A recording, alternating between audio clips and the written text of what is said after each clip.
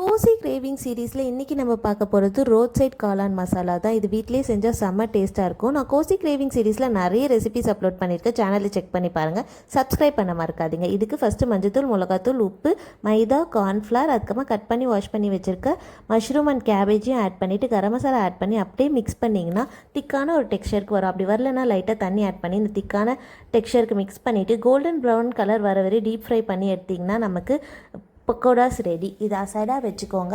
நம்ம இது குட்டி குட்டியாக பிச்சு தான் கிரேவியில் ஆட் பண்ண போகிறோம். ஸோ குட்டி குட்டியாக பிச்சு வச்சுக்கோங்க. இது ஹாட்டாக இருக்கும் போதே கார்ன் சிப்ஸையும் பொரிச்சு அசைடாக வச்சுக்கோங்க. கிரேவிக்காக நம்ம ஒரு பேனில் ஆயில் ஆட் பண்ணிவிட்டு வெங்காயம், கறி லீவ்ஸ் ஆட் பண்ணிவிட்டு ginger garlic paste and chilli add பண்ணிக்கோங்க. நான் ஆட் பண்ணல. அதே மாதிரி டொமேட்டோ சாஸும் கம்ப்ளீட்லி ஆப்ஷனல். தக்காளி பியூரி ஆட் பண்ணிவிட்டு மிளகாத்தூள், தனியாத்தூள், உப்பு, தண்ணி, கரம் மசாலா இதை நல்லா ஆட் பண்ணி 2 மினிட்ஸ்க்கு குக் பண்ணிக்கோங்க. அதுக்கப்புறம் ஒரு திக்கான கன்சிஸ்டன்சி வரதுக்காக கார்ன்ஃப்ளவர் ஸ்லரி ஆட் பண்ணணும். கார்ன்ஃப்ளவரை தண்ணியில் நல்லா மிக்ஸ் பண்ணிவிட்டு ஆட் பண்ணிங்கன்னா திக்காக க்ளாஸியாக வர வரை குக் பண்ணிவிட்டு நம்ம கட் பண்ணி வச்சுருக்க காளானையும் ஆட் பண்ணி 2 to 3 மினிட்ஸ்க்கு குக் பண்ணிங்கன்னா ரோட் சைட் காளான் மசாலா ரெடி. இது ஒரு தட்டில் ஆட் பண்ணிவிட்டு மேலே வெங்காயம், அதுக்கப்புறமா கார்ன் சிப்ஸ், கொரியாண்டர் லீவ்ஸ் போட்டு சாப்பிட்டா அவ்வளோ டேஸ்ட்டாக இருக்கும். இந்த வீடியோ பிடிச்சிருந்துச்சுன்னா ஃபாலோ பண்ண மறக்காதீங்க. Cook with love, serve with that. Thank you.